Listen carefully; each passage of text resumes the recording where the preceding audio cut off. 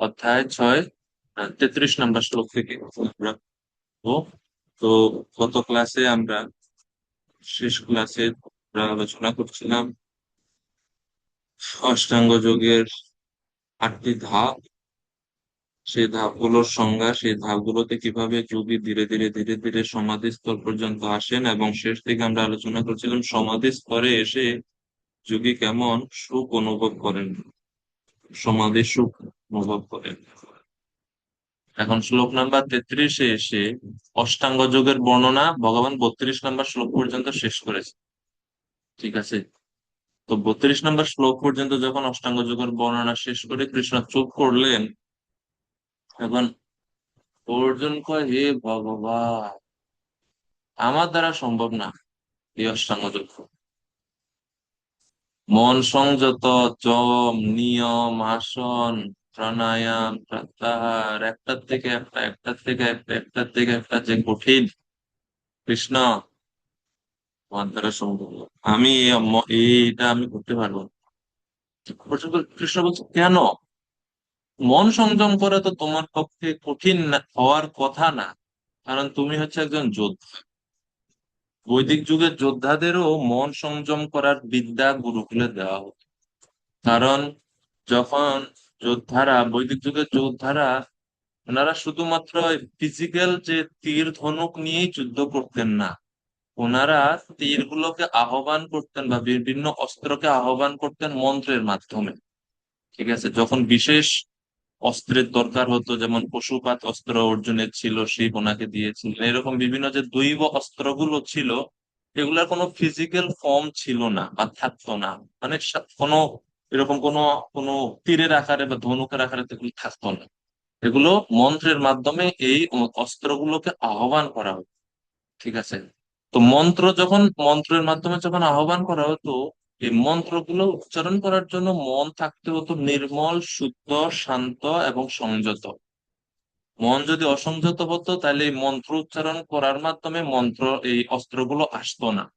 সেই কারণে অর্জুন ছোটবেলা থেকে দ্রোণাচার্যের ভার্সিটিতে মন সংযত করার এবং কিভাবে অস্ত্রকে আহ্বান করতে হয়, অস্ত্রকে প্রয়োগ করার পরে কিভাবে সেটাকে সংবরণ করতে হয়, এই বিষয়ে খুব ভালো ধারণা অর্জুনের ছিল। তিনি শ্রেষ্ঠ ধনুর্ধর ছিলেন সেই সময়ে। তো কৃষ্ণ বলতে, তোমার তো এটা আহ মন সংযত থাকার কথা। কিন্তু অর্জুন বলছে, না না, আপনি যেভাবে বলছেন এরকম মন সংযত আমার দ্বারা সম্ভব না। তাইলে একটু চিন্তা করে দেখি আমরা এখান থেকে, এর থেকে বোঝা যাচ্ছে যে মন সংযম করা কতটা সহজ, তাই না? মন সংযম করা খুবই সহজ। মোটামুটি আমরা 16 মালা করতে বসলে এক টানে 16 মালা শেষ হয়ে যায়। ঠিক আছে না?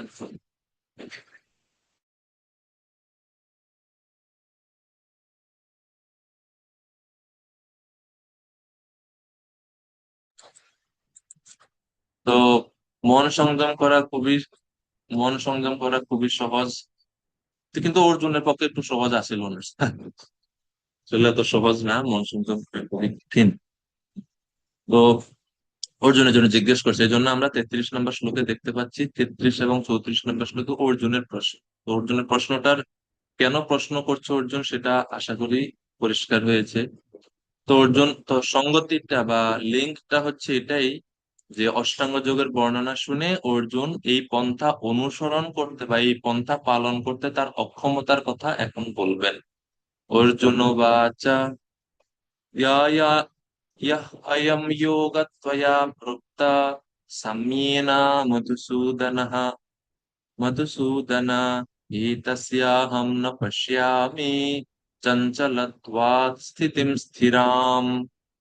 অর্জুন বলছেন, হে মধুসূদন, ত্বয়া সাম্যেন অয়ং যোগঃ, তুমি যে সমদর্শন বা সমতা পূর্বক যে যোগের কথা বললে, অর্থাৎ অষ্টাঙ্গ যোগ, কারণ অষ্টাঙ্গ যোগের সিদ্ধি লাভ করার ফলে বা সমাধি স্তরে যাওয়ার ফলে সমদর্শন লাভ করে যোগীরা, আমরা পূর্বের শ্লোকগুলোতে দেখেছি।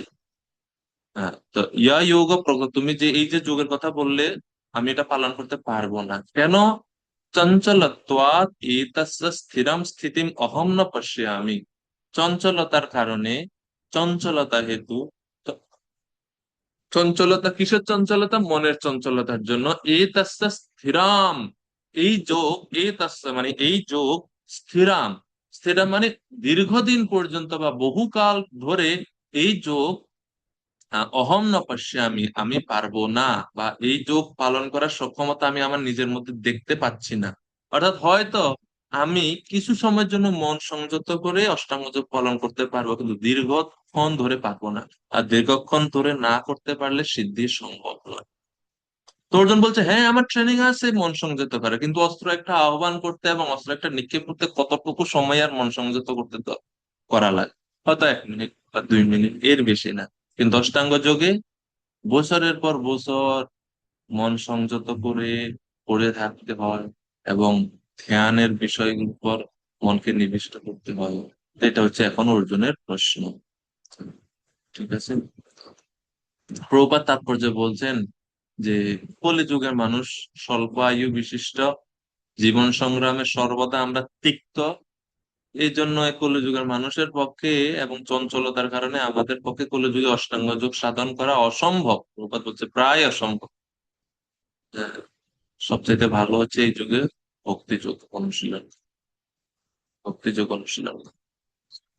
তো এই হচ্ছে এই শ্লোকের বিষয়।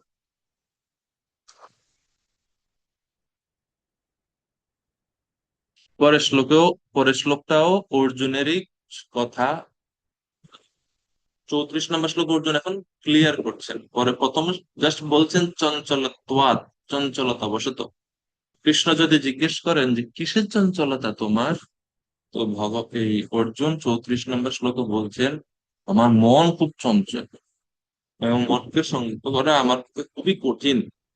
চঞ্চলম হি মনঃ কৃষ্ণ রমাথি বলবৎ দৃঢ়ম, তস্যাহং নিগ্রহম মন্যে বায়ুরিব সুদুষ্করম। হে কৃষ্ণ, মনঃ চঞ্চলম হি, আমার মন 100% চঞ্চল। মনঃ চঞ্চলম হি, তো সংস্কৃতে হি শব্দ মানে অবশ্যই, একটু জোর দেয়, জোর দিয়ে বলা। হি চঞ্চলম হি, হে কৃষ্ণ, মনঃ চঞ্চলম হি, আমার মন স্বভাবতই চঞ্চল। আচ্ছা, তাহলে মনের কিছু বৈশিষ্ট্য বা স্বভাব এই শ্লোকে অর্জুন বলছেন। অর্জুন তার নিজের মনের কথা বলছেন, এবং একই সাথে বদ্ধজীব মানে আমাদের সকলের মনেরই এই বৈশিষ্ট্য বা এই স্বভাবগুলো আছে, সেগুলো অর্জুনের মাধ্যমে কৃষ্ণের কাছে নিবেদন করা হচ্ছে। তো প্রথম স্বভাব হচ্ছে মনের, এটা হচ্ছে চঞ্চল, মনঃ চঞ্চলম হি। দ্বিতীয়টা কি? প্রমাথি। প্রমাথি মানে হচ্ছে মন্থন করে বা মথন করে বা দুমড়ে মুচড়ে, মানে সবকিছু ধ্বংস করে দেয়। প্রমাথি, দেহ ইন্দ্রিয় মথনকারী। মন যেহেতু সমস্ত ইন্দ্রিয়ের রাজা, মন যখন প্রমাথি বা পাগলা হাতির মতন হয়ে যায়, তখন সেটা কি করে? দেহকে, ইন্দ্রিয়গুলোকে মথন করে। এটা আমরা উদাহরণ দিই হাতির সঙ্গে, পাগলা হাতির সঙ্গে। চঞ্চলতার উদাহরণ দেওয়া হয় বানরের সঙ্গে। আর প্রমাথি, এই উদাহরণটা দেওয়া হয় পাগলা হাতির সঙ্গে। পাগলা হাতি সামনে যাই পায় তাই সে ধ্বংস করে ফেলে। কোনো কিছু পাগলা হাতির সামনে টিকে না, এমনকি বড় বড় ট্রাক পর্যন্ত তারা ধাক্কা দিয়ে ফেলে দিতে পারে। বড় বড় হাতিতে অনেক শক্তি। তো তো কৃষ্ণের কাছে বলছে যে আমার দুইটা বৈশিষ্ট্য আমরা দেখতে পাই। এক হচ্ছে চঞ্চল, কিসের মতো চঞ্চল? বানরের মতো। দুই হচ্ছে প্রমাথি। প্রমাথি কিসের মতো? পাগলা হাতের মতো। পরে বলছে অর্জুন, পরে আরেকটা বৈশিষ্ট্য বলছে, বলবৎ। বলবৎ অর্থাৎ অত্যন্ত বলবান, অত্যন্ত বলশালী। মানে এটা এত বেশি শক্তিশালী, এত বেশি বলবান যে আমি পারি না একে সংযত করতে, সে উল্টা আমাকে সংযত করে, সে উল্টা আমাকে টেনে নিয়ে যায়, আমি তাকে টেনে ধরে রাখতে পারছি না মনকে। তো এটাকে আমরা উদাহরণ দিই ষাঁড়ের সঙ্গে, পাগলা ষাঁড়। আপনারা দেখবেন অনেক সময় যে টিভিতে বা অনেক সময় দেখেন, দেখায় না যে ষাঁড়ের যুদ্ধ দেখায়। বড় বড় ষাঁড় গুলো, পাতলা ষাঁড় গুলো, তাদেরকে যখন ছাড়া হয়, মোটামুটি কেউ মানে 5-10 জনে ধরে রাখতে পারে না। এত শক্তিশালী এবং এত উগ্র থাকে তারা, ওই এরকম বলবান, বলবান, অত্যন্ত বলবান। এরপরে সর্বশেষ বৈশিষ্ট্য হচ্ছে দৃঢ়ম।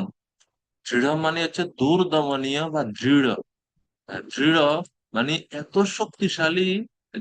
বলবান মানে তো শক্তিশালী। দৃঢ় মানে কোনোভাবে এটাকে তার স্থান থেকে বা তার সংকল্প থেকে তাকে সরানো যায় না। মন যদি নির্দিষ্ট করে যে আমি এটা করব, মানে করবেই করবে। তাকে কোনোভাবে তার সিদ্ধান্ত থেকে বা তার যে ইচ্ছা থেকে তাকে কোনো সময় মন সরানো যায় না। এত দৃঢ় এটা। এই জন্য বলছে তাস্যাহম নিগ্রহম মানিয়ে বায়ুরিব দুষ্করম। এই মনকে নিগ্রহ করা বা মনকে সংযত করা বায়ুরিব সুদুষ্করম, বায়ুর মতোই অত্যন্ত কঠিন। বায়ুকে বশীভূত করা যেরকম কঠিন, মনকে বশীভূত করাও তেমনি কঠিন।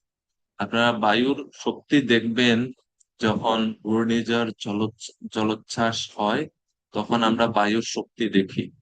ঘূর্ণিঝড় জলোচ্ছ্বাসের সময় বন্যাও হয়। বন্যা হয় এই কারণে যে এই বাতাসের চাপের ফলে সমুদ্রের বা নদীর জল লোকালয়ে প্রবেশ করে। এবং আরো মানুষের গ্রামে তো আমরা দেখতাম যে পুরো টিনের চালা, মানে পুরো টিনের চালা উঠিয়ে নিয়ে গিয়ে মাঠের মধ্যে ফেলে, এরকম। মানে যখন ঝড় হয়, দালান পথ অবশ্য ভাঙতে পারে না, কিন্তু টিনের ঘরে বেশিরভাগ সময় গরিব যারা আছে, দেখা যায় অত ভালো ঘর না, শক্তিশালী না, মজবুত না, পুরো টিনের চাল উড়িয়ে নিয়ে যায়। তো শক্তিশালী। এটা তো হচ্ছে স্বাভাবিক ঝড়। আর যখন প্রলয়কারী ঝড় হয় তখন তা আরো ভয়ানক। তো বলছে বায়ুকে যেরকম নিয়ন্ত্রণ করা কঠিন, সেই রকম মনকে নিয়ন্ত্রণ করা কঠিন। এই পর্যন্ত কি দেখেছেন যে কোনো প্রযুক্তির মাধ্যমে ঘূর্ণিঝড়কে আটকিয়ে দেওয়া যায়? পূর্বাভাস দিতে পারে, দেয় যে ঘূর্ণিঝড় আসছে, অত কিলোমিটার বেগে বাতাস বয়ে যাবে ওই এলাকাতে, ঘূর্ণিঝড়ের পূর্বাভাস বা সতর্কতা দিতে পারে, কিন্তু কেউ কি এরকম এটাকে আটকাতে পারে? পারে না। তো মনও ঠিক এইরকম। এই জন্য যদি কেউ বলে যে আমি মন নিয়ন্ত্রণ করব, আসলে এটা একটা খুব বড় কঠিন একটা কাজ। মনকে নিয়ন্ত্রণ করার একটাই মাত্র রাস্তা, সেটা হচ্ছে কৃষ্ণের কাছে প্রার্থনা করা। নিজের চেষ্টা তো থাকবেই, কিন্তু নিজের চেষ্টাই যে একমাত্র আহ করণীয় সেটা নয়, সাথে সাথে ভগবানের কৃপা বা ভগবানের আশীর্বাদ প্রার্থনা করাও দরকার। তখনই আমরা মনকে নিয়ন্ত্রণ করতে পারবো। মন নিয়ন্ত্রণটা করা খুবই কঠিন। এই শ্লোকের তাৎপর্যে কঠোপনিষদ থেকে খুব সুন্দর একটা উদাহরণ দেওয়া হয়েছে। ওই যে বললাম না যে ইন্দ্রিয়গুলোকে নিয়ন্ত্রণ করে মন। তো উপনিষদে একটা মেটাফর বা একটা একটা রূপক রূপক অর্থে এই শ্লোকটা দেওয়া হচ্ছে।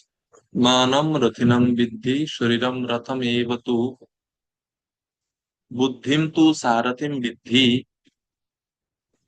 মনঃ প্রগ্রহমেব চ, ইন্দ্রিয়াণি হয়ন্যাহু বিষয়ান্তেষু গোচরান আত্মেন্দ্রিয় মনোযুক্তম ভোক্তেত্যাহুর মনীষিণঃ। আত্মানম রথিনম, আমাদের এই দেহটাকে তুলনা করা হচ্ছে একটা রথের সঙ্গে। তো এটা একটা রূপক কল্পনা অর্থে এটা বলা হচ্ছে যে আমাদের দেহটা হচ্ছে একটা রথ। সেই রথের রথী হচ্ছে আত্মা, মানে জীবাত্মা। বুদ্ধি হচ্ছে আহ, আহ, বুদ্ধিম তো সারথিম, বুদ্ধি হচ্ছে এই রথের সারথি, ড্রাইভার। যেরকম রথে ড্রাইভার থাকে, সেরকম ড্রাইভার হচ্ছে বুদ্ধি। আর মনঃ প্রগ্রহম এই বাচ্চা, মন হচ্ছে ঘোড়াগুলোকে সংযত করার বা টেনে ধরার যে বলগা, সেই বলগা হচ্ছে মন। আর ইন্দ্রিয়গুলো হচ্ছে এক একটা ঘোড়ার মতো। কয়টা ঘোড়া আছে? 5টা ঘোড়া আছে। চক্ষু, কর্ণ, নাসিকা, জিহ্বা, ত্বক, এই 5টি ইন্দ্রিয় হচ্ছে 5টি ঘোড়া। এবং এই ঘোড়াগুলো সবসময় আমার চায়, যেমন মন, যেমন যেমন যেমন চোখ চায় ভালো রূপ দেখতে, কান চায় ভালো কোনো কিছু মিউজিক শুনতে, জিহ্বা চায় ভালো কোনো কিছু স্বাদ নিতে, তো এই পাঁচটা ঘোড়া সবসময় বিষয়ের দিকে দৌড়ে, বিষয়ের দিকে ধাবিত হয়, বিষয়ের দিকে জীবাত্মাকে নিয়ে যায়। ঘোড়া যেদিকে যাবে সেদিকেই তো ব্যক্তি যাবে না, যাত্রী যাবে না। তো ঘোড়াকে নিয়ন্ত্রণ করতে হলে মন এবং বুদ্ধি। তো মন তো হচ্ছে কিসের মতো রশি, মানে যেটা ঘোড়াকে নিয়ন্ত্রণ করার জন্য ব্যবহার করা হয়, বলগা। কিন্তু ড্রাইভারটা কি? ড্রাইভার হচ্ছে বুদ্ধি। তো সেই কারণে বুদ্ধিকে শক্তিশালী করতে পারলে তখনই, বুদ্ধি যখন শক্তিশালী হবে তখন মন এবং মনের মাধ্যমে ইন্দ্রিয়গুলো শক্তিশালী হবে। তখনই একমাত্র আত্মা বা এই জীবাত্মা, আমাদের যে গন্তব্য ভগবানের ধাম, সেখানে আমরা যেতে পারবো। না হলে মূল রাস্তা বা ভগবানের ধামে যাওয়ার যে রাস্তা, সেই রাস্তায় রথ না গিয়ে খালের মধ্যে পড়ে যাবে আর দুঃখ দুর্দশা ভোগ করতে হবে। ঠিক আছে? আপনারা কোনো সময় গরুর গাড়িতে বা ঘোড়া গাড়িতে উঠেছেন? আমার ছোটবেলায় একটা অভিজ্ঞতা আছে। একবার আমরা ঘোড়া গরুর গাড়িতে উঠছি, ষাঁড় যে নিয়ে টেনে নিয়ে, তো মাঝে মাঝে ষাঁড় গুলোর পাগলামি উঠে, অথবা আরেকটা গরুর গাড়ি যখন আসে ওইগুলাকে দেখে এদের পাগলামি উঠে। তো একবার এরকম এরকম হয়েছে যে, মানে আমরা যে গাড়িতে আছি সেই গাড়ি আরেকটা বিপরীত দিক থেকে, হয় না গ্রামে তো এরকম দেখা যায়, তো আরেকটা গাড়ি আসতেছে, ওগুলাকে দেখে এদের মাথায় উঠছে পাগলামি। আর মানে দুইটা লাফালাফি শুরু করে দিয়েছে, আর যারা পিছনে ছিল যাত্রী এবং যা জিনিসপত্র ছিল নিয়ে যাচ্ছিলাম সব পড়ে, আমরা পড়ে আহত হয়েছি। তো এগুলো হচ্ছে ভয়াবহতা। তাদেরকে যদি সংযত রাখা না যায় তাইলে এরকম বিপদ হয়। তা আমাদের স্থিতিটা হচ্ছে সেই রকম, আমরা সবাই, সবার কাছে এই একটা রথ আছে এবং সবাই আপনারা এই রথের, এই রথের আহ সারথি আমরা।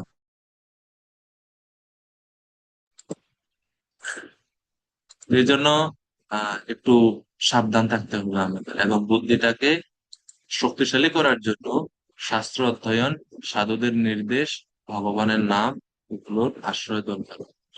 তো মনের বৈশিষ্ট্য এইভাবে আমরা এই শ্লোক থেকে দেখতে পাচ্ছি। আচ্ছা,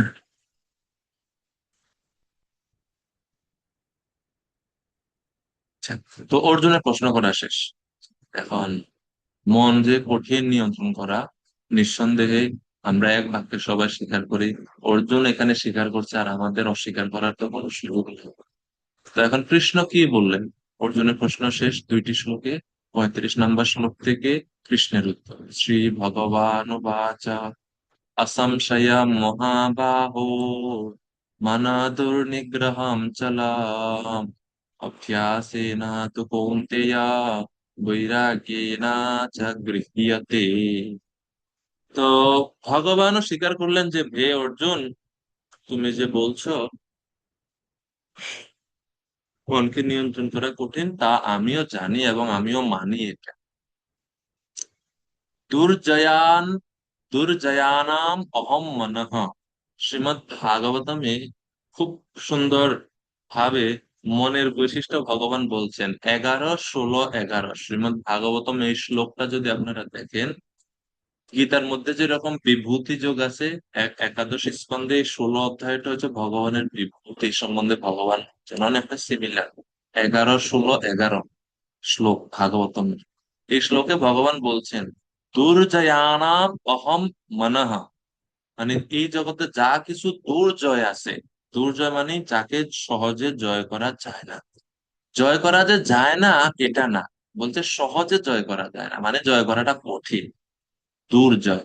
তো দুর্জয়ানাম অহম মনঃ, ভগবান বলছে সমস্ত দুর্জয় বস্তুর মধ্যে আমি হচ্ছে মন, এর মানে মনকে জয় করাটা সবচেয়ে কঠিন। দুর্জয়ানাম অহম মনঃ।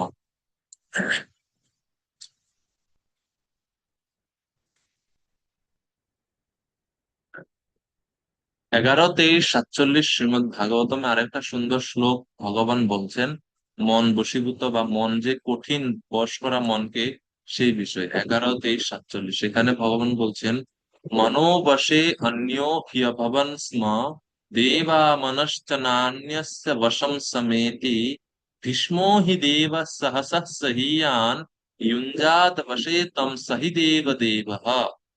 অর্থাৎ এমনকি দেবতারা পর্যন্ত মনের বশীভূত হয়, কিন্তু মন কারো বশীভূত হয় না। যেহেতু এই মন অত্যন্ত বলবানদেরও বলশালী, অর্থাৎ সমস্ত বলবানদেরকেও পরিচালিত করে এই মন, সেখানে সমস্ত বলবান থেকেও বলশালী হচ্ছে এই মন।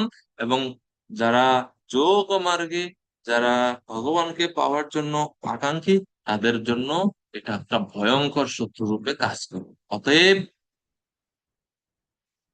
বশে তম সহি দেব দেব, যিনি এই মনকে বশীভূত করতে পেরেছেন, তিনি সর্ব ইন্দ্রিয়কে বশীভূত করতে পেরেছেন বলে মেনে নেওয়া হয়, এবং তিনি হচ্ছেন দেব দেব, দেব দেব।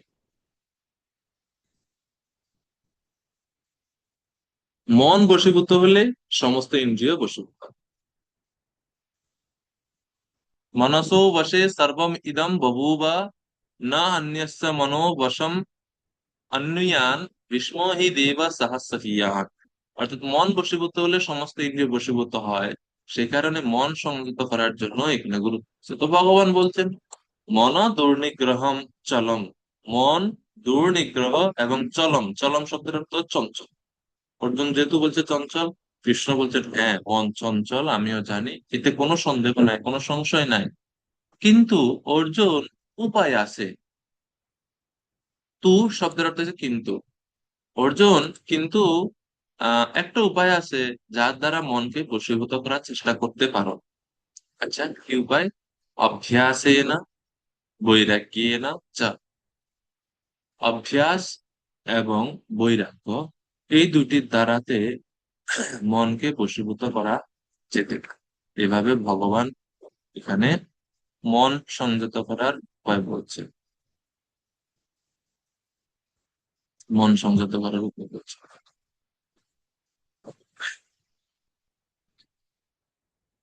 তো অভ্যাস এবং বৈরাগ্য মানে কি? অভ্যাস শব্দের অর্থ হচ্ছে অনুশীলন, যেটাকে উম, সাধনাও বলা হয়ে থাকে।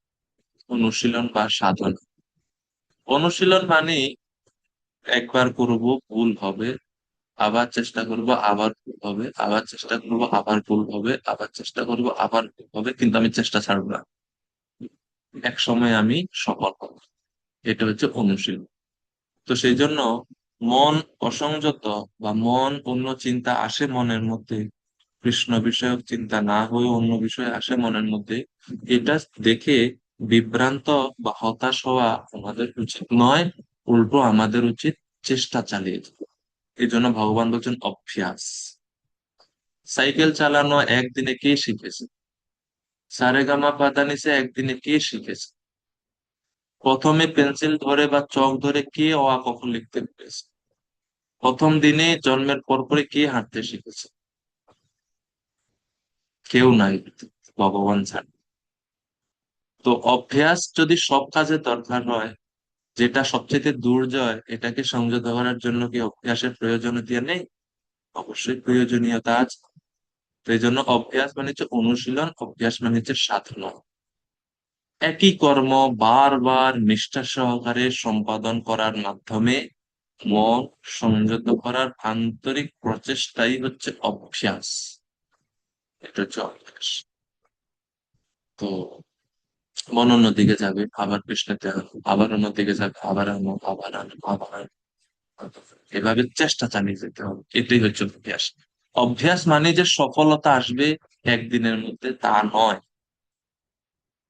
ঠিক আছে, কেউ যদি ঐকান্তিক হয় তাহলে একদিনের মধ্যেও আসতে পারে, বলা যায় না। কিন্তু কলিযুগে এরকম ঐকান্তিকতা খুবই কম আমাদের, সে কারণে আমাদের চেষ্টা চালিয়ে যাবো। এক সময় আমরা, আমাদের চেষ্টা যখন থাকবে, আমাদের চেষ্টা দেখে কৃষ্ণ আমাদের কৃপা করবেন, বৈষ্ণবগণ আমাদেরকে আশীর্বাদ করবেন, তখন আমরা এই মনকে সংযত করতে সক্ষম হব। এরপরে তো এটা হচ্ছে প্রথম। দুই হচ্ছে বৈরাগ্য ন। বৈরাগ্য ন, কৃষ্ণ বলছেন বৈরাগ্য না চা গৃহীয়তে। তো এখানে বৈরাগ্য মানে কি আসলে? আসলে এখানে বৈরাগ্য মানে সন্ন্যাস আশ্রম গ্রহণ করা নয়, বা বৈরাগ্যের রাস্তায় যাওয়া নয়। কেননা এখানে আলোচনা হচ্ছে মন নিয়ে। তো এখানে বৈরাগ্য মানে সন্ন্যাস আশ্রমকে নির্দেশ করছে না এই বৈরাগ্য শব্দ। হ্যাঁ, তাহলে বৈরাগ্য মানে কি? বৈরাগ্য মানে হচ্ছে আহ, বৈরাগ্যের এখানে বৈরাগ্য না মানে হচ্ছে দুইটা স্তর আছে। উম, একটা হচ্ছে যে মনের অস্থিরতা, মন যখন বিভিন্ন বিষয় চায় সেগুলোর প্রতি বিশেষ মনোযোগ না দেওয়া। কিছু প্রলোভন মন উত্থাপন করতে পারে, এমন পরিস্থিতিতে ওই প্রলোভন গুলো পূরণের জন্য বা ওই দাবিগুলো পূরণের জন্য আমাদের প্রচেষ্টা করা উচিত হবে না। সেটা হচ্ছে বৈরাগ্য।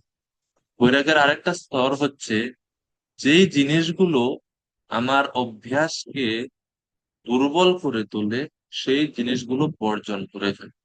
এটা হচ্ছে আরেকটা বৈরাগ্যের লক্ষণ।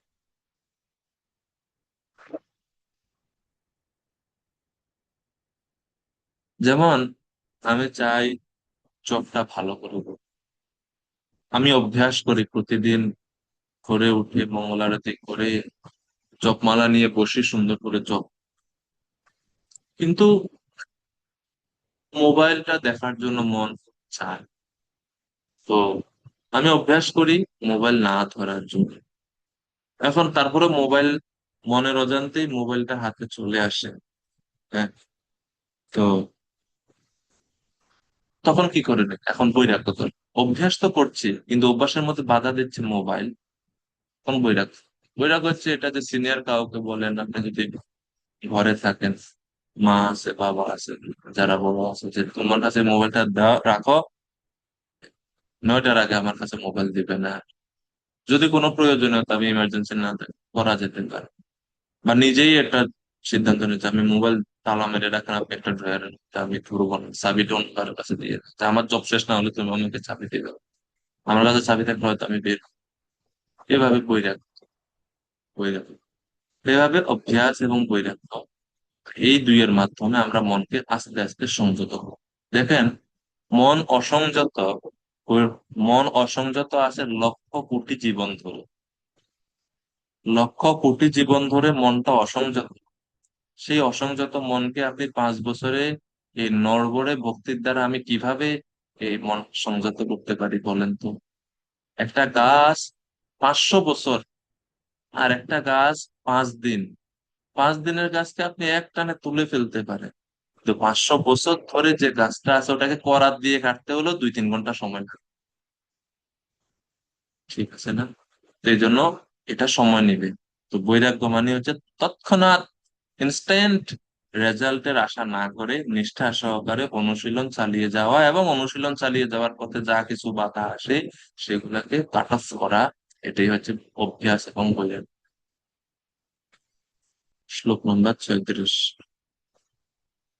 এই এই পন্থা যদি অবলম্বন করা হয় তাহলে তুমি নিশ্চিত সফল হবে। ভগবান পরের শ্লোকে অ্যাসিওরেন্স করছেন, অর্জুন অ্যাসিওর করছেন, তুমি শ্বাস দেখছেন। মাধব মাধব ঘোষ প্রভু অনুবাদ করেন শ্লোক 36। হরে কৃষ্ণ প্রভু, দণ্ডবত প্রণাম। প্রণাম করুন।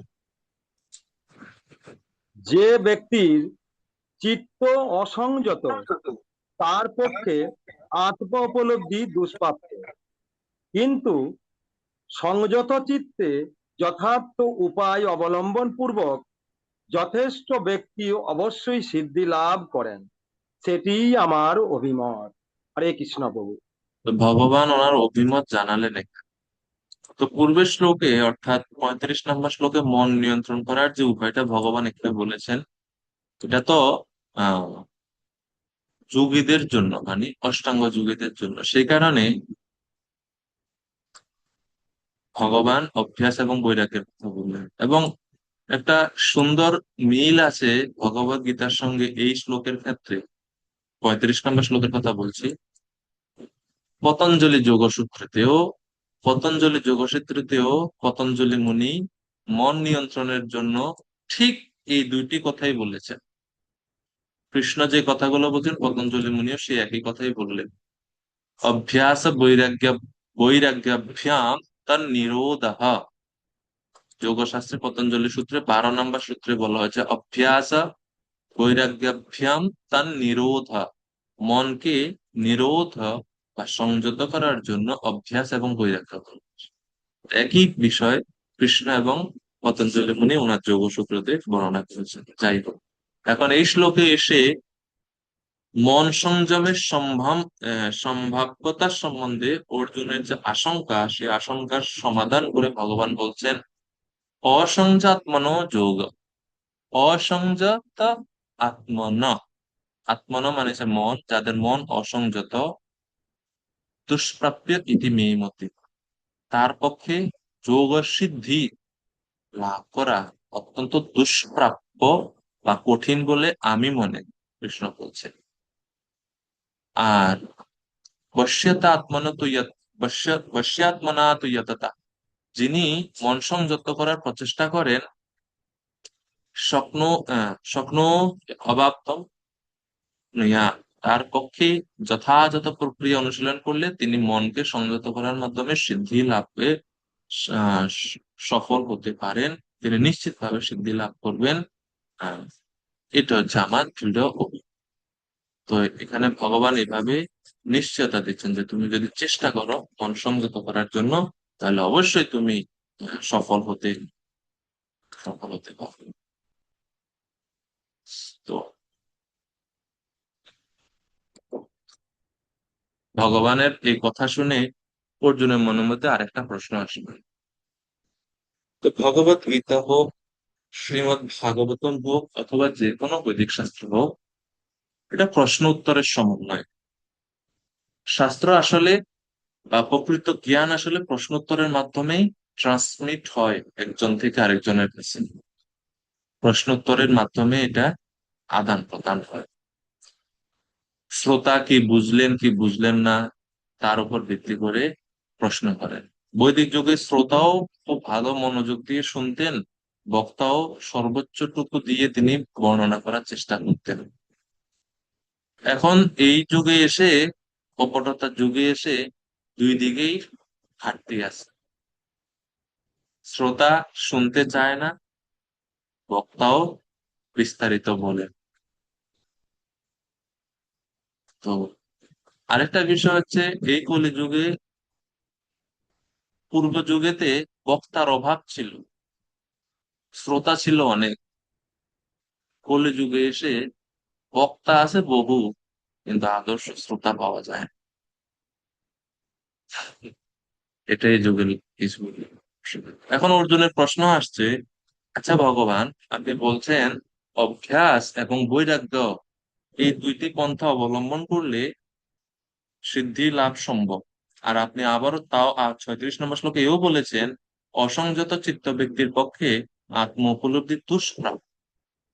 অসম্ভব ভগবান বলেন, ভগবান বলছেন দুষ্প্রাপ্য মানে খুবই কঠিন। আচ্ছা, এখন কেউ যদি অভ্যাস বৈরাগ্য কারোর মধ্যে নাই মনে, এই দুইটার অভাব যদি কারোর মধ্যে হয়, তাহলে সেই যুগের কি গতি হয়? নিঃসন্দেহে অভ্যাস এবং বৈরাগ্য না থাকলে তো তিনি সিদ্ধি লাভ করতে পারবেন না যোগ মার্গে। তো সিদ্ধি যদি লাভ না করতে পারেন, অর্থাৎ তিনি ব্যর্থ হবেন। তাহলে সেই ব্যর্থ যোগী কি হবে? মনে করেন আমি ABCDEFG পর্যন্ত পড়লাম, আমি জেড পর্যন্ত যেতে পারলাম না। জেড পর্যন্ত গেলে না স্যার আমাকে বলবো ওকে তুমি খুব ভালো লিখেছো, 10-এর 10। কারণ আমি জেড পর্যন্ত যেতে না পেরে আমি এ থেকে ই পর্যন্ত আমি লিখলাম, স্যার কি আমাকে 1 দিবে না 0 দিবে? এই যে আমি এ থেকে ই পর্যন্ত পড়লাম, এটার কি কোনো ক্রেডিট হবে? এটার কি কোনো মার্কিং হবে? না ফলাফল 0? বুঝতে পারছেন? মানে আমি যে যতটুকুই করলাম, এই অতটুকুর জন্য কি আমি কিছু পাবো কি? না, একবার যেহেতু আমি সফল হতে পারিনি বলে আমাকে শূন্য দেয়া হবে। অর্থাৎ ব্যর্থ যোগী, যিনি কিছু অগ্রসর হয়েছেন কিন্তু একবারে সর্বোচ্চ স্তরে যেতে পারেননি, ওনার কি হবে? এটা হচ্ছে অর্জুনের মনের মধ্যে এখন প্রশ্ন। অর্জুন উবাচ অয়তি শ্রদ্ধয়োপেতঃ যোগাৎ চলিত মানসঃ অপ্রাপ্য যোগ সংসিদ্ধিম তাম গতিম কৃষ্ণ গচ্ছতি। দেখেন, পূর্বের শ্লোকেও ভগবান বলছেন দুষ্প্রাপ্য। তো সেই দুষ্প্রাপ্য শব্দের উপর ভিত্তি করে অর্জুনের প্রশ্ন, অপ্রাপ্য যোগ সংসিদ্ধি যিনি প্রথমে শ্রদ্ধা সহকারে যোগে যুক্ত থেকে, শ্রদ্ধা ছিল প্রথমে, যোগ অনুশীলনে যুক্ত হয়েছেন, যম নিয়ম আসন করছেন করছেন করছেন করছেন, মনের চঞ্চলতার কারণে ভ্রষ্ট হয়ে গেছে, তার সাধনা থেকে একটু সরে গেছে, সিদ্ধি লাভ করতে পারেননি। তবে সেই ব্যর্থ যুগীর কি গতি লাভ হয় কৃষ্ণ, এটা আমার প্রশ্ন। মনে রাখবেন, এখানে অর্জুন অষ্টাঙ্গ যুগের সম্বন্ধে জিজ্ঞেস করছে, ভক্ত যুগী নয়। ঠিক আছে, এটা প্রশ্ন হচ্ছে অষ্টাঙ্গ যুগের প্রেক্ষিতে, ভক্তদের উদ্দেশ্যে বা ভক্ত যুগের কথা এখানে বলা হচ্ছে না। আচ্ছা, তো প্রশ্ন বুঝলাম আমরা। যোগাচ্ছলিত মানস, মন চঞ্চলতার কারণে তিনি তার লাইন থেকে সরে গেলেন, তো তার গতি কি হবে?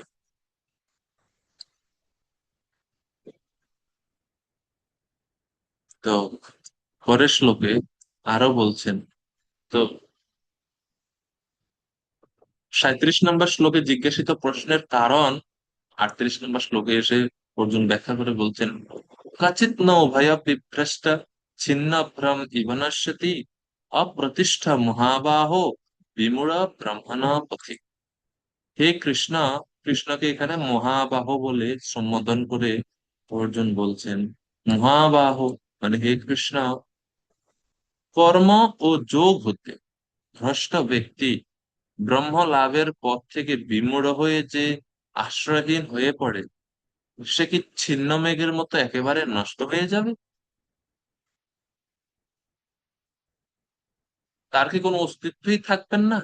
সে কি এক মার্কও পাবে না 10-এর মধ্যে? এই হচ্ছে অর্জুনের মনের মধ্যে প্রশ্ন, কি হবে তার গতি? তো মেঘের উদাহরণ দিয়ে এই বলা হচ্ছে যে, দেখবেন মেঘ, মেঘ রাশি বা মেঘ যখন অনেক বড় বড় মেঘের চাকা বা মেঘের টুকরো একসাথে যখন উড়ে, খুব সুন্দর দেখা যায়, নীল আকাশে সাদা সাদা মেঘ তুলার মতো ভেসে বেড়ায়। বাতাসের প্রভাবে বা কোনো কারণবশত যদি ওই মেঘের স্তূপ থেকে ছোট্ট একটা টুকরো মেঘ কোনো কারণে আলাদা হয়ে যায়, সেই আলাদা হওয়া মেঘের আর অস্তিত্ব থাকে না, একটু পরে এটাকে আর আকাশে দেখা যায় না, এটা বিলীন হয়ে যায়। তো সেই রকম কি এই যুগীয়, যে যোগে যুক্ত ছিল কিন্তু এখন যোগ যুক্ত না থাকার কারণে বা বিযুক্ত হওয়ার কারণে সে কি ওই মেঘের মতো ছিন্ন বিচ্ছিন্ন হয়ে যায়?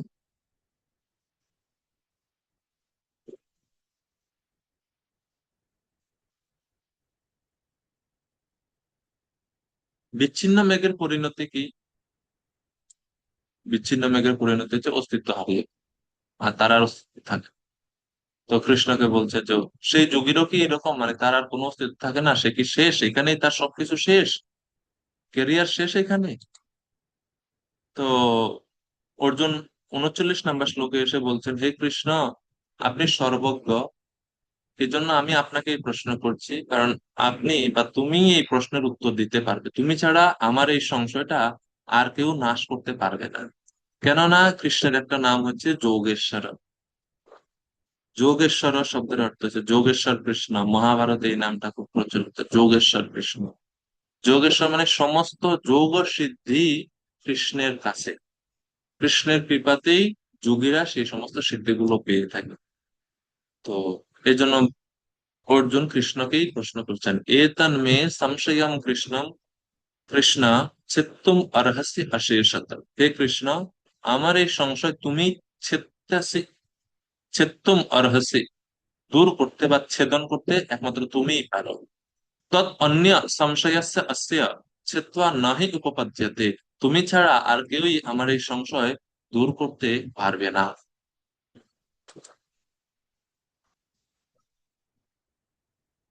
এর মানে অর্জুনের এখন কৃষ্ণের প্রতি আত্মবিশ্বাস আসছে, শ্রদ্ধাটা আরো দৃঢ় হয়েছে, প্রথম থেকেই ছিল, কিন্তু এটা এখন আরো দিন দিন কি হচ্ছে, দৃঢ় হচ্ছে। সেখানে বলছে, কৃষ্ণ তুমি ছাড়া কেউ এটা পারবে না, এভাবে। তো অর্জুনের প্রশ্ন সমাপ্ত হলো এখানে, অর্জুন প্রশ্ন শেষ করলেন। এখন পরের শ্লোক থেকে আমরা কৃষ্ণের উত্তর শুনবো। তো শ্লোক 40 থেকে শ্লোক 45 ভগবান শ্রীকৃষ্ণের উত্তর। কি বিষয়ক প্রশ্ন ছিল? যোগ সাধনায় যদি পূর্ণতা লাভ না করে বা কোনো যোগী যদি ব্যর্থ হয়, তাহলে সেই যোগীর কি গতি হয়। তো শ্রী ভগবানুবাচ পার্থমানৈবেহ নামুত্র বিনাশস্য বিদ্যতে নাহি কল্যাণকৃৎ কশ্চিৎ দুর্গতিম তাত গচ্ছতি। তো ভগবান এখন বলছেন, হে পার্থ, শুভ অনুষ্ঠানকারী পরমার্থবিদের ইহলোকে ও পরলোকে কোনো দুর্গতি হয় না। তাস্য, ভগবান বলছেন তাস্য, তার, তার বলতে কার? যে যোগ যুক্ত হয়েছে বা যোগ অনুশীলন যিনি যুক্ত হয়েছে তার বিনাশা না এব ইহ, ইহলোকে তার কোনো বিনাশ নেই, না মুত্র বিদ্যতে, এবং পরলোকেও তার কোনো বিনাশ নেই। কেন? যেহেতু কল্যাণকৃত, সে ব্যক্তি শুভ অনুষ্ঠান করেছে বা কল্যাণ প্রাপক অনুষ্ঠান। শুভ অনুষ্ঠান কি? শুভ অনুষ্ঠান বলতে এখানে যোগকে, যোগ অনুশীলনকে বোঝানো হচ্ছে। যোগ অনুশীলন করেছেন এই ব্যক্তি, এই জন্য এটাকে বলা হচ্ছে শুভ অনুষ্ঠান। ঠিক আছে, বা কল্যাণকারী, শুভ অনুষ্ঠানকারী বা কল্যাণকারী। তো এই ব্যক্তির কোনো দুর্গতি হবে না, কখনো অধোগতি হবে না, ইহলোকে পরলোকে তার কোনো দুর্গতি হবে না। তাহলে এক কথাতে ভগবান সংশয়টা দূর করে দিলেন যে সে মেঘের মতো, ছিন্ন মেঘের মতো নিশ্চিহ্ন হবে না কখনো, অধোগতি হবে না এবং দুর্গতিও হবে না। আচ্ছা, তাহলে দুর্গতি যদি না হয় তাহলে গতি কি হয়? সুগতি তো কি, সে তো সিদ্ধি লাভ করেনি, তা কি হবে তাহলে তার? তো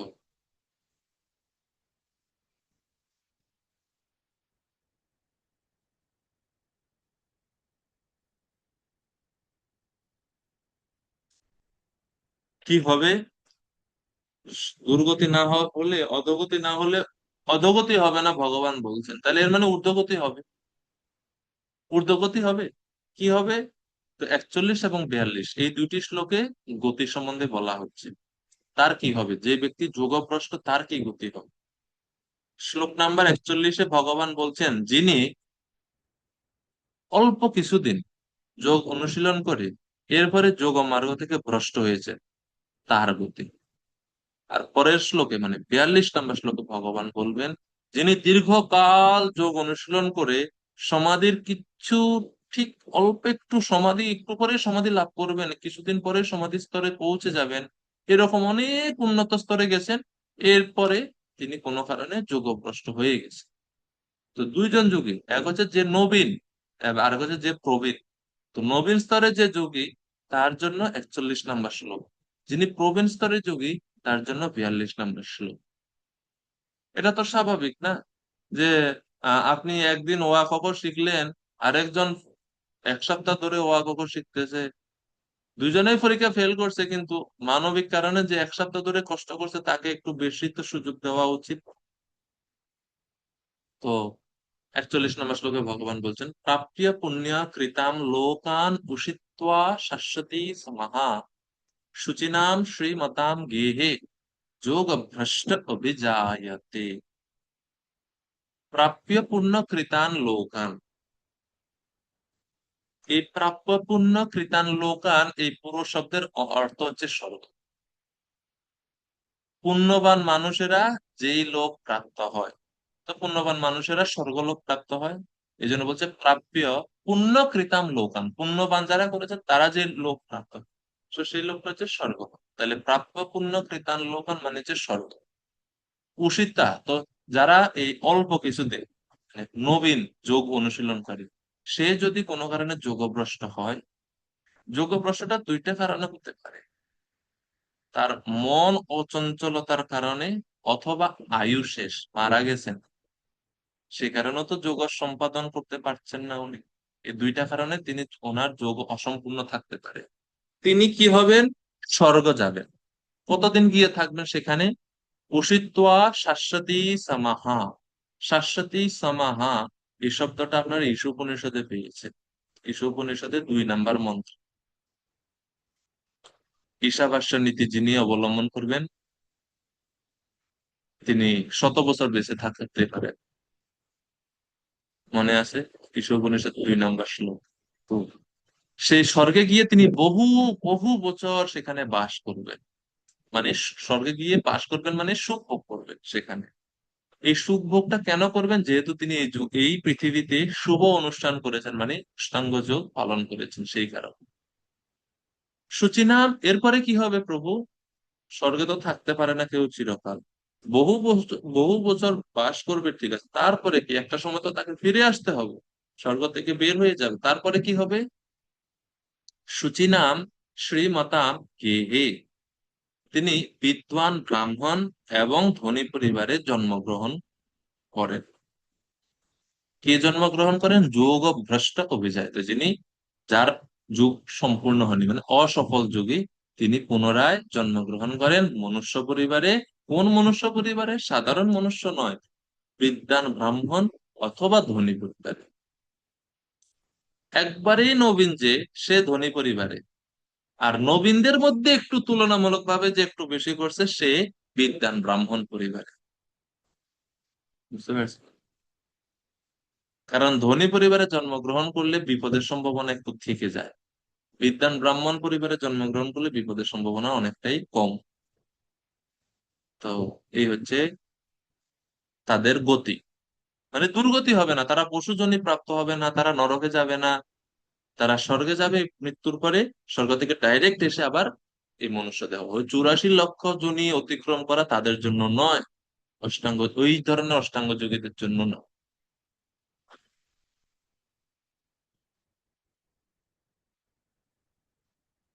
হম। আচ্ছা, এরপর এখন যারা দীর্ঘকাল যোগ অনুশীলন করে কোনো কারণে আয়ু কম, আয়ু শেষ অথবা অন্য কোনো কারণে যদি যোগ ভ্রষ্ট হয়, তাহলে তাদের কি গতি হবে তা 42 নম্বর শ্লোকে ভগবান বলছেন। অথবা, অথবা মানে তো বুঝতে পারছেন, এখানে একটু পার্থক্য আছে। অথবা যোগিনাম এব কুলে ভবতি ধীমত এতদ হি দুর্লভতরম লোকে জন্ম যদিদৃশান। যোগ ভ্রষ্ট পুরুষ জ্ঞানবান যোগীগণের বংশে জন্মগ্রহণ করে। এই প্রকার জন্ম এই জগতে অবশ্যই অত্যন্ত দুর্লভ। আগেরটা ভগবান দুর্লভ বলেননি, কিন্তু 42 নম্বর শ্লোকে যে যোগের যে জন্মের কথা বলেছেন যে পরিবারে, সেই জন্মটাকে ভগবান বলছেন দুর্লভ। তো প্রভুপাদ আহ বলেছেন যে যোগভ্রষ্ট পুরুষ জ্ঞানবান যোগীগণের, অর্থাৎ তিনি এমন পরিবারে জন্মগ্রহণ করবেন যেখানে যোগ অনুশীলন করার জন্য অনুকূল পরিবেশ আছে। প্রভুপাদ বলছেন এই জ্ঞানবান যোগী অথবা আচার্য অথবা গোস্বামী গৃহতেও জন্মগ্রহণ করতে পারেন তিনি, গোস্বামী। এবং এই প্রকার জন্ম অবশ্যই অত্যন্ত দুর্লভ। এইভাবে যোগীদের কেন দুর্লভ? দুর্লভ কেন? কারণ এই যোগী পরিবারে বা আচার্যদের পরিবারে বা শুদ্ধ ভক্তদের পরিবারে জন্মগ্রহণ করাটা সহজ বিষয় নয়। কেননা ওই জন্ম পেলে বা ওই গৃহে জন্মগ্রহণ করার ফলে তিনি ছোটবেলা থেকেই তার যোগ সিদ্ধিতে বা তার যোগ অনুশীলনে তিনি সচেষ্ট থাকতে পারেন। ঠিক আছে। এই জন্য শিলা প্রভুপাদ বলেন যে ইসকনে যে আদর্শ গৃহস্থ ভক্তগণের গৃহে যে সন্তানেরা জন্মগ্রহণ করে, প্রভুপাদ বলছেন বৈকুণ্ঠ শিশু। প্রভুপাদ বলছেন বৈকুণ্ঠ শিশু, তাদের গুরুত্ব দেওয়া হয়েছে।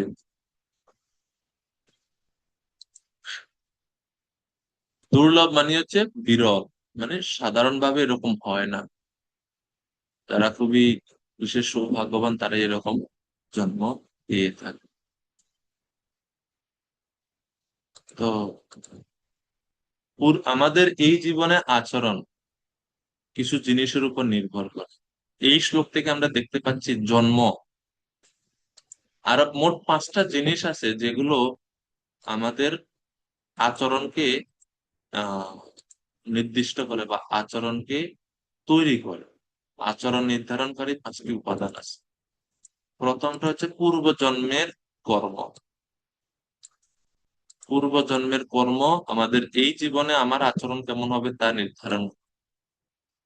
পূর্ব জন্মে যদি কেউ বেশি রজগুণের কর্ম করে থাকে বা খুব বেশি রজ মিশ্রিত পাপ কর্ম করে থাকে, তাহলে এই জীবনেও ব্যক্তির আচরণ হবে খুবই উগ্র, কথায় কথায় মারধর করবে। তো পূর্ব জন্মের কর্মটা বিভিন্ন ভাবে প্রকাশিত হয়। আপনি যদি সায়েন্টিফিক দিক থেকে দেখেন, তাহলে আমরা যখন কোনো মাতৃগর্ভে জন্মগ্রহণ করব, আমাদের যখন সেই শুক্রাণু এবং ডিম্বাণুর মিলনের ফলে যে প্রথম যে জাইগোটটা তৈরি হবে, আমাদের জিনের গঠনটাই এমন হবে যে এই শিশু বড় হলে টেম্পার হাই থাকবে সব। না, আমার বিজ্ঞানের ভাষায় আমাদের আচরণ, আমাদের শারীরিক বৈশিষ্ট্য, দেখতে কেমন, কথাবার্তা, সবগুলো তো যে জিনের যে গঠন, সে গঠনের উপর নির্ভর করে। তো মাতৃগর্ভে ওই জিনটা এরকম ভাবেই তৈরি হবে যে শিশু মেজাজ গরম। আচরণ ঠিক হবে না, ভালো হবে না। মেজাজ গরম তো জাস্ট একটা বললাম, আরো অনেক ধরনের তো খারাপ আচরণ আছে। তো এটা একটা হচ্ছে পূর্বজন্মের কর্ম। দ্বিতীয় হচ্ছে দ্বিতীয় যে জিনিসটা আমাদের আমাদের আচরণ নির্ধারণ করে, সেটা হচ্ছে ছোটবেলায় আমাদের আপব্রিঙ্গিংটা কেমন, বা আমরা কোন পরিবেশে লালন পালন হয়েছি, কার দ্বারা লালিত পালিত হয়েছি। তো সেই কারণে এখন যেটা হয়, মাও চাকরি করে, বাবাও চাকরি করে, সন্তানটা বড় হয় কাজের মানুষের কাছে। কাজের মানুষ খারাপ না, আমি ওনাদেরকে খাটো করে দেখার জন্য বলছি না, কিন্তু এটা বাইরের পরিবেশের কথা বলছি।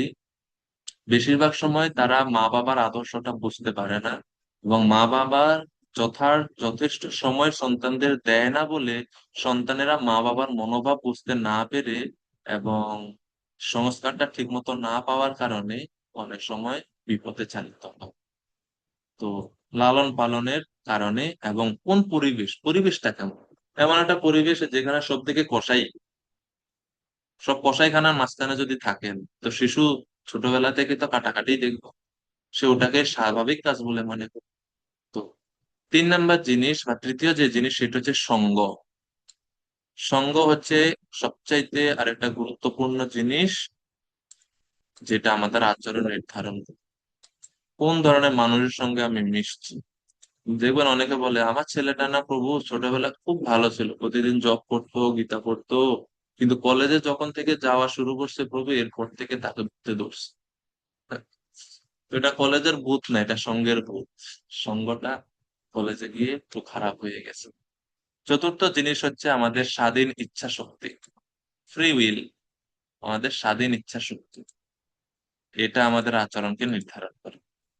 আর পঞ্চম যে জিনিস, সেটা হচ্ছে ভগবানের কৃপা, বৈষ্ণবদের কৃপা, যা স্বাভাবিক বা সাধারণত পাওয়া যায় সহজে। ভগবানের কৃপা তো সহজে পাওয়া যায়। তো এই 5টা জিনিস মোটামুটি ভাবে আমাদের আচরণকে, আমাদের যে চলাফেরাকে নির্ধারণ করতে বুঝতে পারছি। তো ভগবানের কৃপা যদি থাকে, তাহলে পূর্বের 4টা জিনিসই পরিবর্তন হয়ে যেতে। ঠিক আছে? তো এই জন্য যেই যুগে, কেন আমরা এটা বলছি, ওই যে লালন পালন ছোটবেলা থেকে, তারপরে সঙ্গ, এই 2টা জিনিস যেহেতু আচরণ নির্ধারণ করে। যুগে যদি সে কোন একটা বাচ্চা যদি এমন একটা পরিবারে জন্মগ্রহণ করে যেখানে তারা খুবই ঐকান্তিক ভাবে ভক্তি অনুশীলন করছে বা যোগ অনুশীলন করে, ছোটবেলা থেকে আধ্যাত্মিক পরিবেশ সে পাচ্ছে, তাহলে তো তার জীবনটাই এমন ভাবে গড়ে উঠবে, ভবিষ্যতে সে ওই রকমই মনোবৃত্তি লাভ করবে, যেরকম আমরা শিল প্রভুপাদের জীবনীতে দেখি। প্রভুপাদের পিতা ওনাকে ছোটবেলা থেকে রাধা গোবিন্দের বিগ্রহ দিয়েছিলেন, জগন্নাথের রথযাত্রার সুযোগ দিয়েছিলেন, রাধারানীর ভক্ত হওয়ার জন্য বৈষ্ণবদের কাছে আশীর্বাদ চাইতেন তিনি। এই কারণে শিল প্রভুপাদ পরবর্তীতে এক মহান আচার্য, এবং তত্ত্বচিন্তদের উদ্ধারের জন্য কত গুরুত্বপূর্ণ আহ ভূমিকা প্রভুপাদ রেখেছেন, এটা আমরা সবাই দেখতে পাই। তো এটা হচ্ছে উম, এই ছোটবেলার লালন পালনের গুরুত্ব। আর দুর্লভ বলা হচ্ছে, যেমন আমরা ভগবত গীতার 7ম অধ্যায়ে একটা শ্লোক দেখবো, 7ম অধ্যায়ে একটা শ্লোকে বলা আছে মনুষ্যানাম সহস্রেষু কশ্চিৎ যততি সিদ্ধয়ে যততামপি সিদ্ধানাম কশ্চিন মাম বেত্তি তত্ত্বতঃ। হাজার হাজার মানুষের মধ্যে কেবল একজন দুইজন সিদ্ধির জন্য প্রচেষ্টা করে, আর যারা এরকম প্রচেষ্টা করে তাদের মধ্যেও একজন দুইজন সিদ্ধি লাভ করতে পারে। তো তারা নিঃসন্দেহে অত্যন্ত দুর্লভ না? বর্তমান বিশ্বে কত কোটি মানুষ আছে? 800 কোটি না 700 কোটি। এর মধ্যে ভক্ত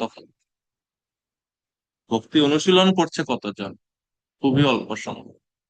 তার মধ্যেও শুদ্ধ ভক্তি যোগ লাভ করেছে কতজন, বা প্রেম ভক্তি লাভ করেছে কতজন? খুবই কম। না, তো এটা অত্যন্ত দুর্লভ। তো 41-42-এ ভগবান যোগীদের গতি সম্বন্ধে বললেন। এখন 43 নম্বর শ্লোকে ভগবান বলছেন, এই ধরনের বংশে জন্মগ্রহণ করার ফল কি হয়, কি ফল হয়? 43 নম্বর শ্লোকে বলছেন, হে কুরুনন্দন, সেই প্রকার জন্মগ্রহণ করার ফলে তিনি পুনরায় তার পূর্ব জন্মকৃত পারমার্থিক চেতনার বুদ্ধি সংযোগ লাভ করে সিদ্ধি লাভের জন্য পুনরায় যত্নবান হন।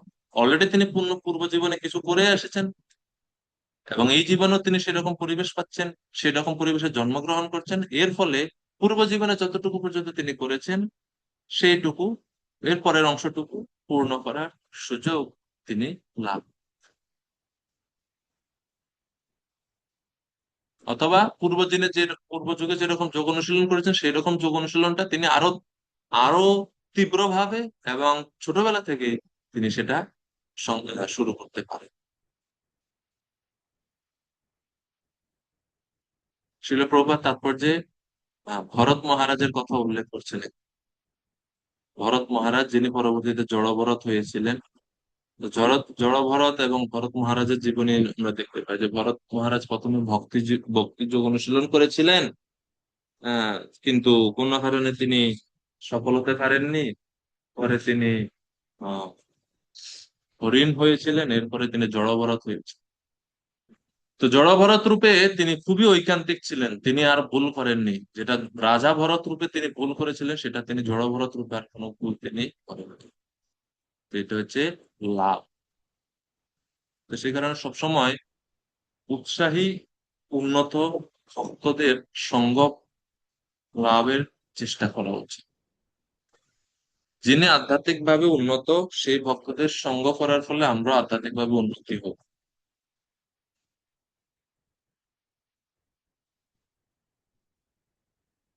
আমাদের আহ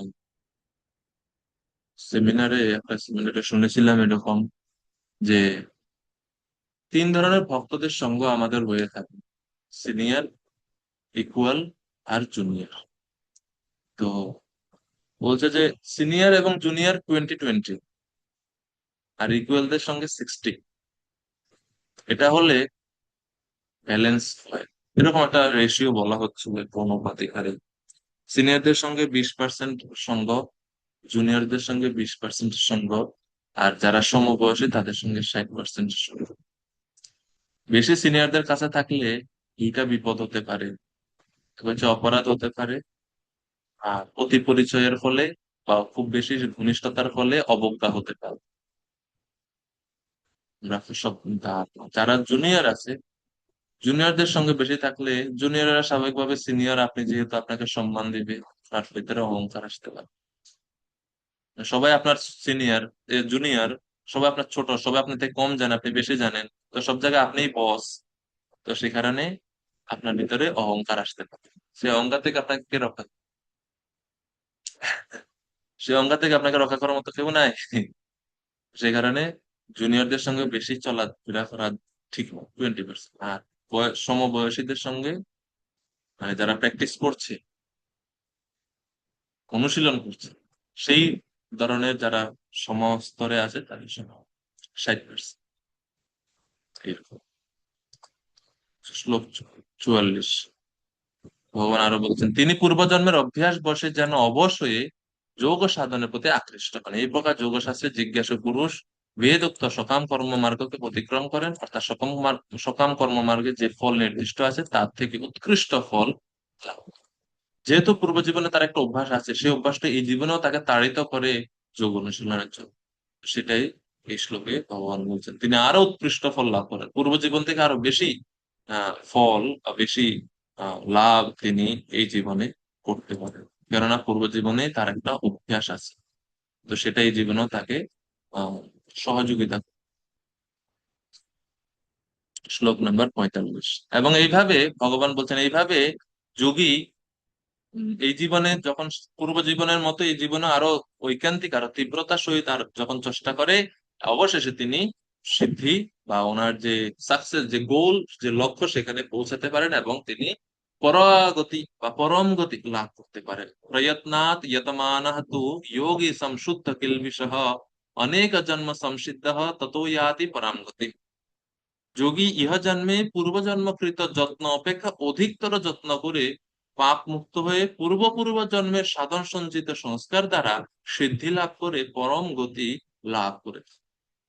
তো পূর্ব জীবনে তিনি সিদ্ধি লাভের জন্য চেষ্টা করেছিলেন, সেই সিদ্ধি লাভের চেষ্টার ফলে ওনার মধ্যে যে সংস্কার জন্মেছে সংস্কার হয়েছে, সেই সংস্কার বশত এই জীবনে তিনি আরো অধিক যত্ন করেন এবং এইভাবে তিনি সিদ্ধি লাভ করেন, পরম গতি লাভ করেন। তো এইভাবে তিনি জগতে পরিপূর্ণতা লাভ করেন যোগ অনুশীলন। এখন এইভাবে ভগবান যোগীদের কথা বলে শেষ করলেন। এরপরে 46 নম্বর শ্লোক। এখন 46 এবং 47 এই দুইটি শ্লোকে ভগবান বলছেন কোন যোগী ওনার কাছে সবচাইতে বেশি প্রিয়, বা কোন যোগী সবচেয়ে শ্রেষ্ঠ। তপস্বিভ্যাধিক যোগী জ্ঞানিভ্যাপি মতাধিকঃ কর্মেভ্যাচাধিক যোগী তস্মাৎ যোগী ভবার্জুন। তো খুবই গুরুত্বপূর্ণ এই 46 নম্বর শ্লোক। এখানে ভগবান প্রতিষ্ঠা করছেন তপস্বিভ্য, মানে তপস্বীগণ অপেক্ষাও অধিক শ্রেষ্ঠ কে, জ্ঞানী। তপস্বীদের থেকেও শ্রেষ্ঠ, সরি, তপস্বীদের থেকেও শ্রেষ্ঠ, জ্ঞানীভ্যাপি অধিক, জ্ঞানীদের থেকেও শ্রেষ্ঠ, কর্মীভ্য যোগী অধিক, কর্মীগণের থেকেও শ্রেষ্ঠ হচ্ছে একজন যোগী। তসমাৎ যোগী ভবার্জুন। এখন দেখেন শ্লোকের মধ্যে যোগী শব্দ আছে কয়েকবার, 3বার। তপস্বীভ্য যোগী, জ্ঞানীভ্যপি মতাধিক, কর্মীভ্যশ্চাধিক যোগী, তসমাৎ যোগী ভবার্জুন। তাহলে 3বার যোগী শব্দটা ভগবান এখানে বলছেন। তাহলে এই যোগীটা কোন যোগী? ভগবান বলছেন তসমাৎ যোগী ভবার জন্য, তুমি যোগী হও। কোন যোগী হওয়ার জন্য ভগবান অর্জুনকে বলছেন? তাইলে এখন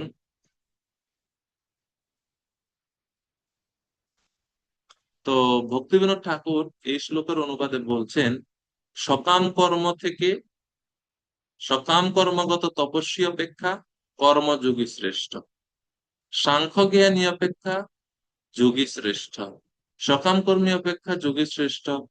হ্যাঁ, তাহলে এই অতএব অর্জুন তুমি যোগী হও। এখানে যোগী বলতে কোন যোগী?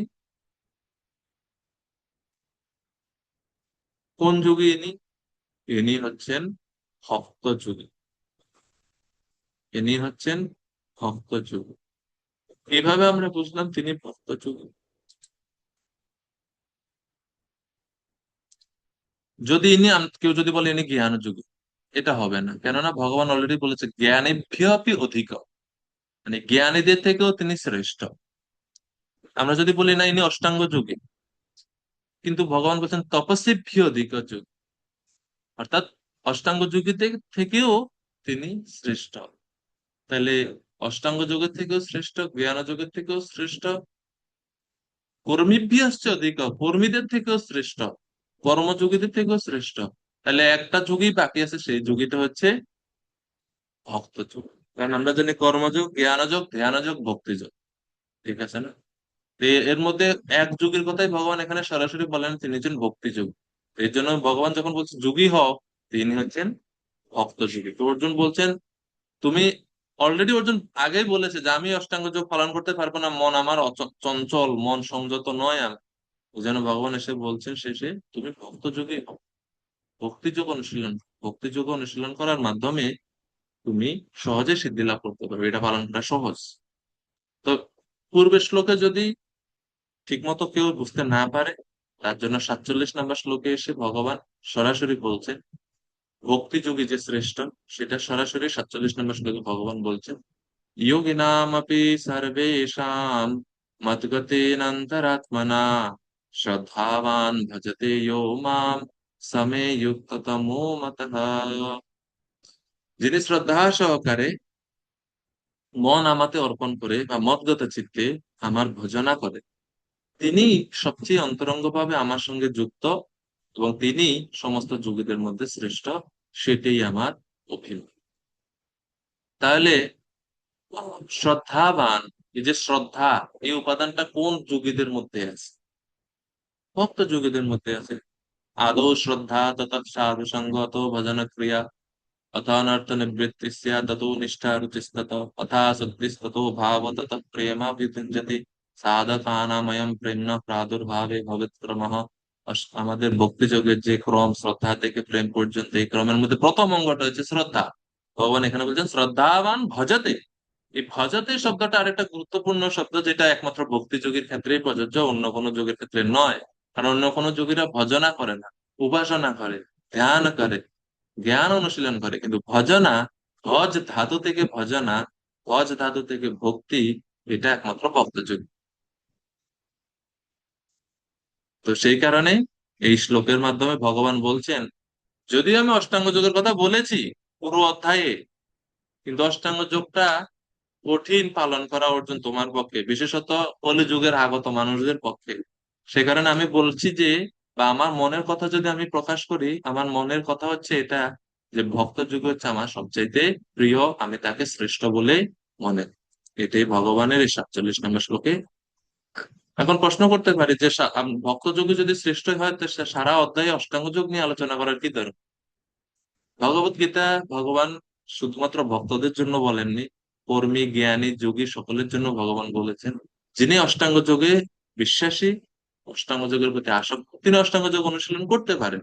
সেজন্য ভগবান অষ্টাঙ্গ যোগের কথাও বলেছেন। আবার একই সাথে ভগবান ভক্তি যোগী যে শ্রেষ্ঠ সেটাও বলেছেন, এই কারণে, এটা বোঝানোর জন্য যে হে অষ্টাঙ্গ যোগীগণ, আপনারা যদি প্রকৃত শ্রেয় লাভ করতে চান, তাহলে ভক্তি যোগে আপনারা যোগ। এই জন্য ভগবান ভগবত গীতার সমস্ত ধরনের যোগের কথাই বলেছেন, কিন্তু প্রত্যেক যোগের শেষে ভগবান আবার এটাও প্রতিপন্ন করেছেন যে ভক্তি যোগ হচ্ছে সর্বশ্রেষ্ঠ যোগ। ঠিক আছে? তো এইভাবে আমরা ষষ্ঠ অধ্যায়ে এই 47 নম্বর শ্লোকে এখানে বিশ্রাম নেব। হরে কৃষ্ণ, হরে কৃষ্ণ, কৃষ্ণ কৃষ্ণ হরে হরে, হরে রাম, রাম রাম।